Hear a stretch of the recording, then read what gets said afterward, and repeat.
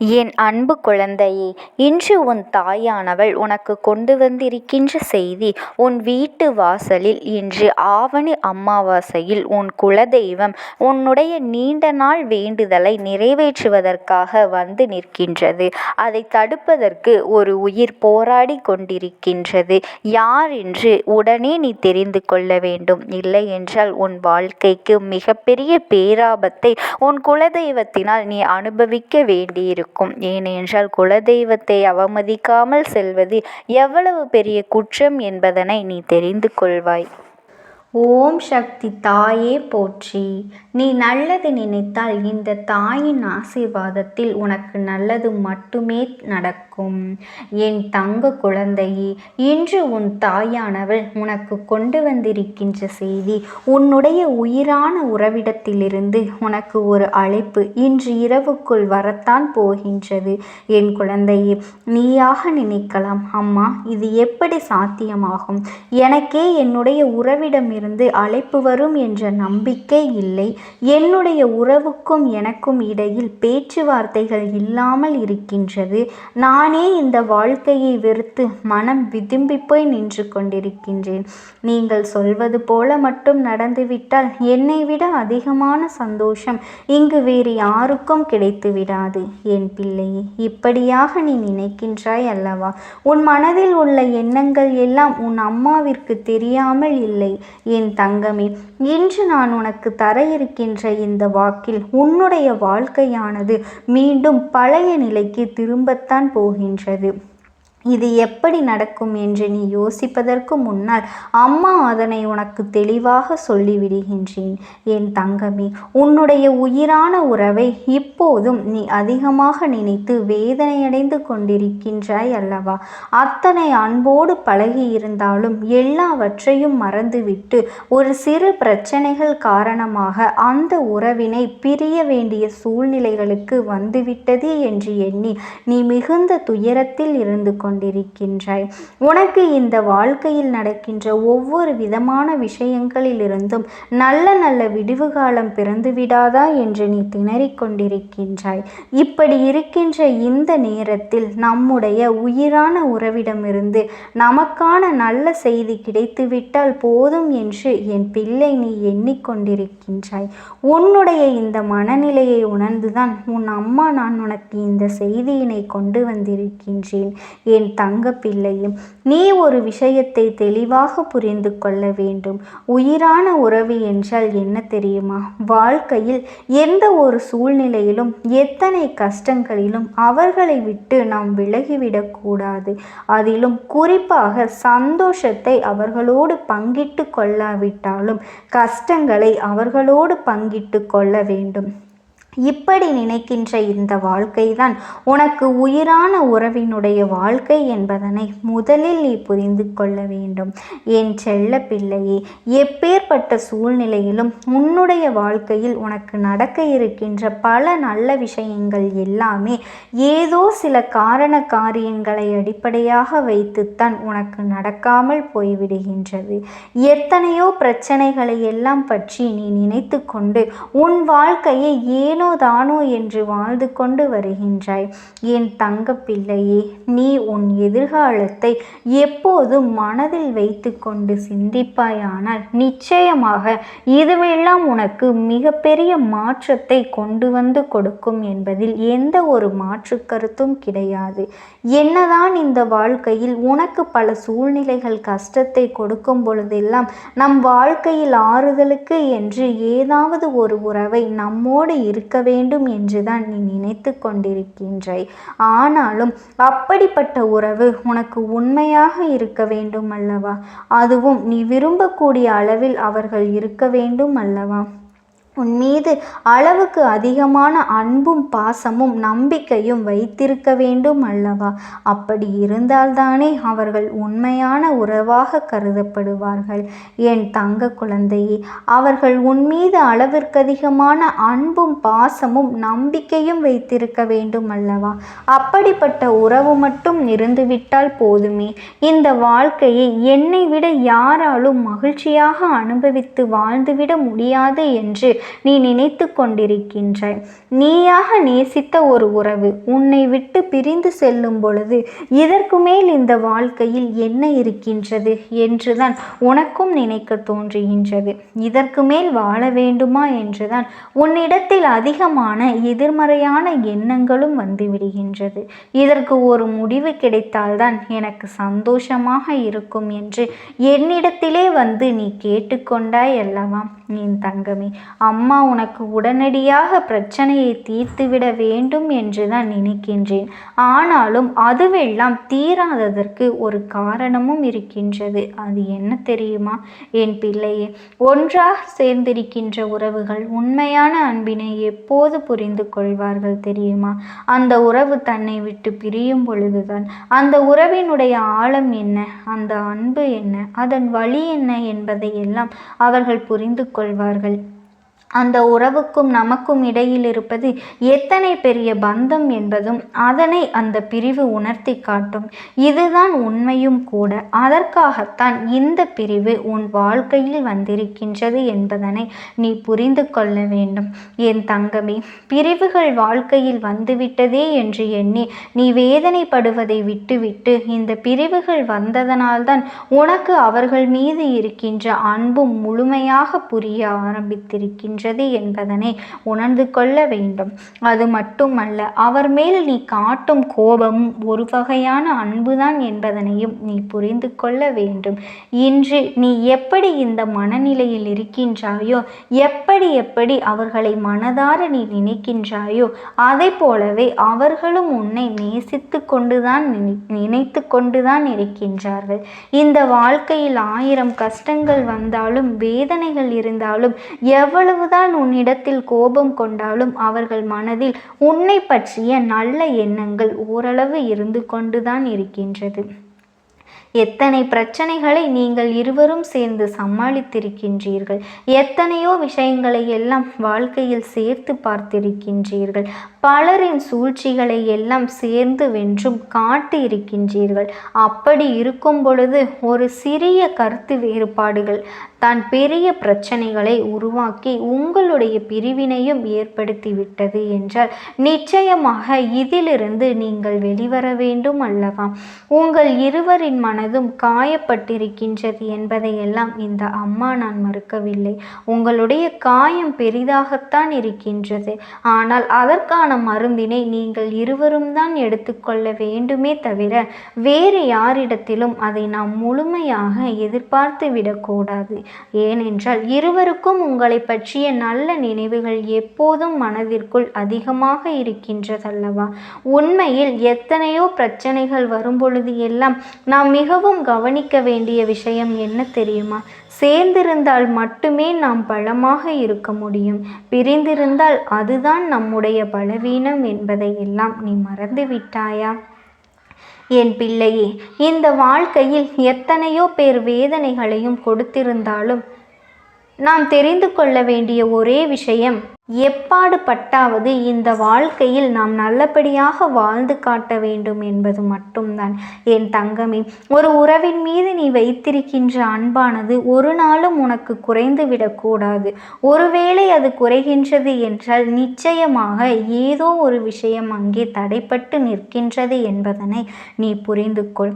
உன்னுடைய உயிரான உறவிற்கும் உனக்கும் இடையே இருக்கின்ற இந்த வாழ்க்கை பிரச்சனை என்பது தீரக்கூடிய பிரச்சனை தான். இது ஒன்றும் தீர்க்க முடியாத பெரிய பிரச்சனையெல்லாம் கிடையாது.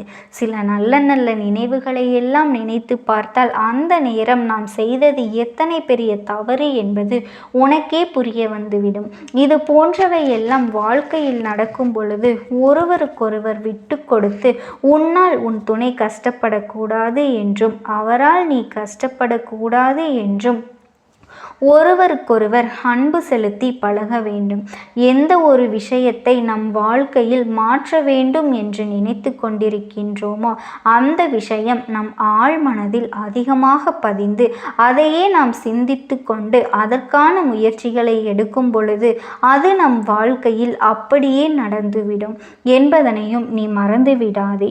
உன் வாழ்க்கையில் உனக்கு மிகப்பெரிய நம்பிக்கையையும் துணிச்சலையும் தைரியத்தையும் இந்த தாயானவள் நான் கொண்டு வந்து கொடுக்க போகின்றேன். அது மட்டுமல்ல, நீ இன்னொரு விஷயத்தையும் உனக்குள் பழக்கிக் கொள்ள வேண்டும். அது என்ன தெரியுமா? உன்னிடத்திலே புன்னகையும் மௌனத்தையும் நீ எப்பொழுதுமே வைத்திருக்க வேண்டும். ஏனென்றால் பல பிரச்சனைகளை எல்லாம் கடந்து வருவதற்கு இந்த 2 மட்டுமே உனக்கு ஆயுதங்களாக பயன்பட போகின்றது. என் அன்பு குழந்தையே, உன்னுடைய அழகான புன்னகை என்பது பல பிரச்சனைகளை உனக்கு தீர்த்து வைக்கும். அதே சமயத்தில் உன்னுடைய மௌனம் என்பது பல பிரச்சனைகளை உனக்கு மீண்டும் வராமல் தந்துவிடும். நீ எதை நினைத்தும் கவலைப்படாதே.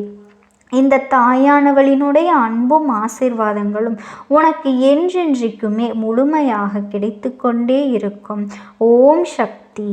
ஓம் ஆதிபரா சக்தி. ஓம் சக்தி தாயே போற்றி. நீ நல்லது நினைத்தால் இந்த தாயின் ஆசீர்வாதத்தில் உனக்கு நல்லது மட்டுமே நடக்கும். என் அன்பு பிள்ளையே, இன்று இந்த அம்மா உன் வாழ்க்கையில் பல தடைகள் ஏற்படுவதற்கு ஒரு செய்வினைதான் காரணமாக இருக்கின்றது என்பதனை உன்னிடத்தில் எச்சரிக்கையாக சொல்லிவிடத்தான் வந்திருக்கின்றேன். ஏனென்றால் ஒரு மாயாவி என்பவள் உன் வீட்டை சுற்றி வந்து கொண்டே இருக்கின்றாள். அவள் ஒரு ஆவியை ஏவிவிட்டு உன் வாழ்க்கையில் எதுவுமே நடக்கக்கூடாது, எந்த காரியமும் உனக்கு வெற்றி அடையக்கூடாது, நீ உடலளவில் பாதிக்கப்பட வேண்டும், நோயால் அவதிப்பட வேண்டும் என்று சில எதிரிகளோடு சேர்ந்து உனக்கு செய்வினையை செய்து கொண்டிருக்கின்றாள். என் அன்பு பிள்ளையே, இந்த பதிவானது உன்னை ஆபத்தில் இருந்தும் அந்த செய்வினைகளில் இருந்தும் சில எதிரிகளிடத்தில் இருந்தும் காப்பாற்றக்கூடிய பதிவாக மாறப்போகின்றது. அம்மா சொல்லக்கூடிய சிறு காரியத்தை நீ ஞாயிற்றுக்கிழமை என்று செய்துவிட்டால் போதும்.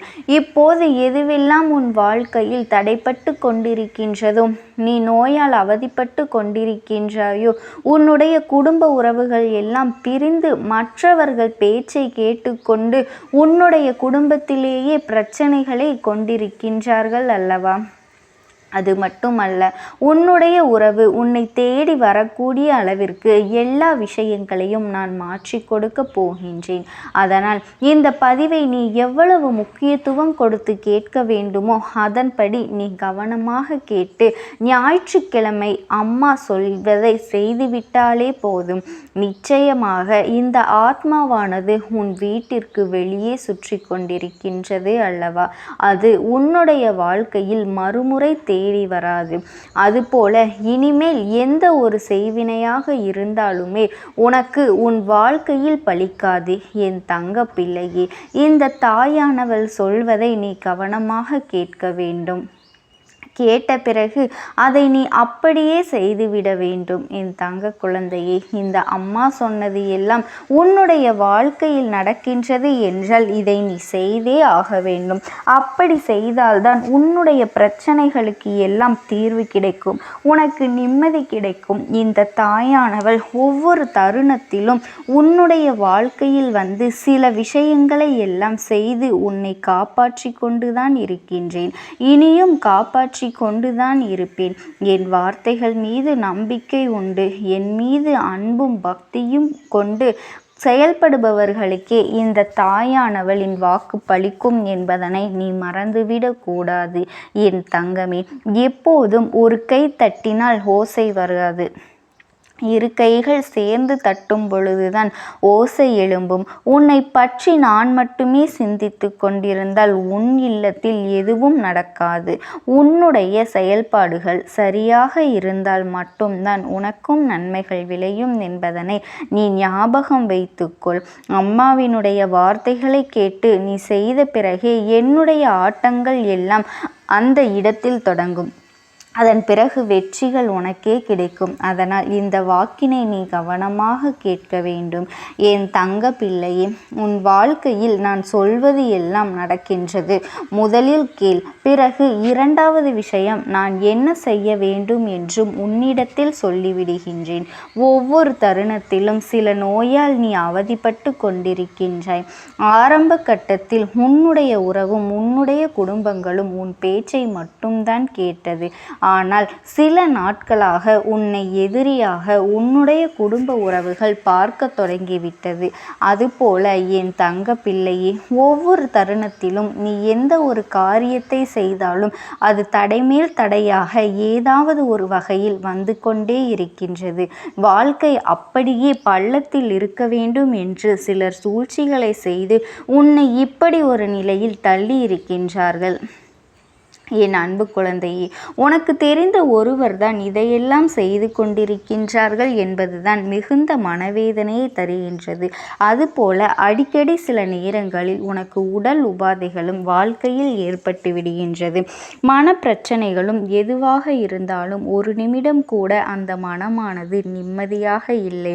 என் வாழ்க்கையில் எப்பொழுது நல்லது நடக்கும் என்று நீ காத்து கொண்டிருக்கின்றாய். உன்னை சுற்றி இருக்கின்ற யாருமே உனக்கு உதவிகரமாக இல்லை என்றாலும் உபத்திரமாகத்தான் அமைந்து சில விஷயங்களை செய்து உனக்கு நாள்தோறும் குடைச்சலை கொடுத்து கொண்டே இருக்கின்றார்கள். மற்றவர்களுக்கு நீ நல்ல விஷயங்களை சொல்ல போனால் கூட அந்த இடத்தில் தவறாக நடப்பது போல அமைந்து விடுகின்றது. இப்பொழுது சாதாரணமாக பேசிய நபர்கள் எல்லாம் உனக்கு எதிரியாக மாறிவிட்டார்கள். உனக்கு உதவுகிறேன் என்று சொன்னவர்கள் எல்லாம் இப்பொழுது என்னால் உதவ முடியாது என்று கைவிரித்து விட்டார்கள் அல்லவா? இப்படியான பிரச்சனைகளை தான் நீ இப்பொழுது அதிகமாக சந்தித்து கொண்டிருக்கின்றாய். இதற்கெல்லாம் காரணம் என்ன தெரியுமா? உனக்கு ஒரு நபர் செய்வினையை செய்து உன் இல்லத்திற்கு வெளியே புதைத்து வைத்துவிட்டு சென்று விட்டார்கள். அந்த செய்வினையின் ஆத்மாவானது எவரையும் உன் இல்லத்தில் நுழைய விடாமல், அதே போல அந்த விஷயமானது உன் நோய்வாய்ப்பட்டு படுக்கையில் தள்ளிவிட வேண்டும் என்றும் இத்தனை விஷயங்களையும் செய்து கொண்டிருக்கின்றது. எந்த ஒரு நல்ல காரியத்தையும் உன் இல்லத்தில் நுழைய விடாமல், நல்ல செய்தியை நுழைய விடாமல் அந்த ஆத்மா காவல் காத்து கொண்டிருக்கின்றது. உனக்கு எந்த விஷயமும் நடக்கக்கூடாது என்று எதற்காக இதை செய்தார்கள் என்றால், நீ முன்னேறிவிட்டால் மற்றவர்களை மதிக்க மாட்டாய். அவர்களுக்கு அது பொறாமையாக இருக்கின்றது. இந்த கேவலமான மனிதர்கள் சொத்துக்காகவும் பணங்களுக்காகவும் நகைகளுக்காகவும் பொறாமை என்ற எண்ணத்தோடு இப்படி ஒரு விஷயத்தை செய்து விட்டார்கள். அவர்கள் ஒன்றை மறந்து விட்டார்கள் என் அன்பு பிள்ளையே. இப்படிப்பட்டவர்கள் 100 வருஷமாவது நாம் வாழ வேண்டும் என்று எண்ணிக்கொண்டுதான் இதை செய்கின்றார்கள். ஆனால் அவர்கள் செய்த பாவத்திற்கு 2 வருடம் கூட சில நபர்கள் இங்கே உயிருடன் இருப்பது இல்லை. அதுபோலத்தான் என் தங்க பிள்ளையும், நீ கவலை கொள்ளாதே. உனக்கு செய்த பாவத்திற்கும் நீ பட்ட வேதனைகளுக்கும் அவர்கள் கர்ம வினை அதிகமாகி கண்டிப்பாக அவர்கள் துன்பங்களை கொடுக்க போகின்றது. இந்த தாயானவளும் அவர்களுக்கு பதிலடி கொடுக்க போகின்றேன். உன் வீட்டின் வெளியில் சுற்றி கொண்டிருக்கும் அந்த ஆன்மாவை என்ன செய்யலாம் என்று கேட்கின்றாயா என் அன்பு பிள்ளையே? இந்த தாயானவள், நான் எதுவும் செய்யாமல் இருந்து விட்டேனோ, நான் உன் வீட்டில் காவலாக இருந்து கொண்டு இதை அப்படியே கண்டும் காணாமல் விட்டுவிட மாட்டேன் என்பதனை நீ மறந்து விடாதே. என் தங்க பிள்ளைக்கு எதை செய்ய வேண்டும் என்று எனக்கு தெரியும் அல்லவா?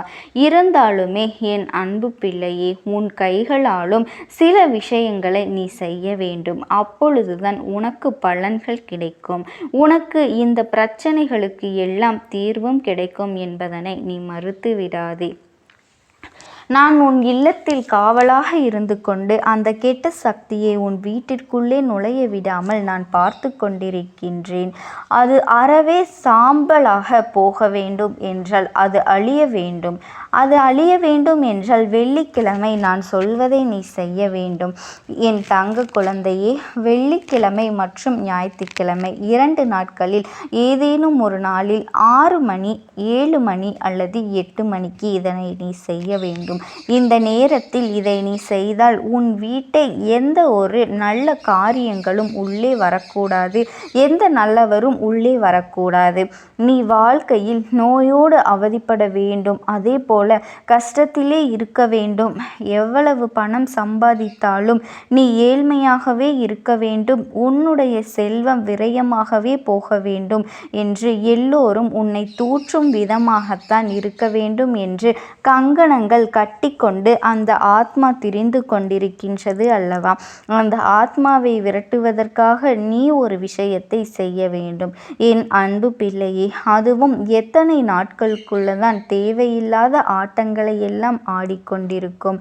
இதோ இந்த தாயானவள் நான் இருக்கின்றேன் அல்லவா? அதை நீ விரட்டியடித்து சாம்பலாக்கி பஸ்பமாக்கி உனக்கு கொடுத்த கஷ்டத்திற்கு பலனாக அந்த ஆத்மாவிற்கு அதை நீ ஏவிவிட்ட மனிதர்களுக்கும் நான் பதிலடியை கொடுக்கத்தான் போகின்றேன். என் அன்பு குழந்தையே, அந்த ஆத்மாவை ஏவிவிட்ட மனிதர்கள் இன்னும் 1 மாத காலகட்டத்திற்குள் உன்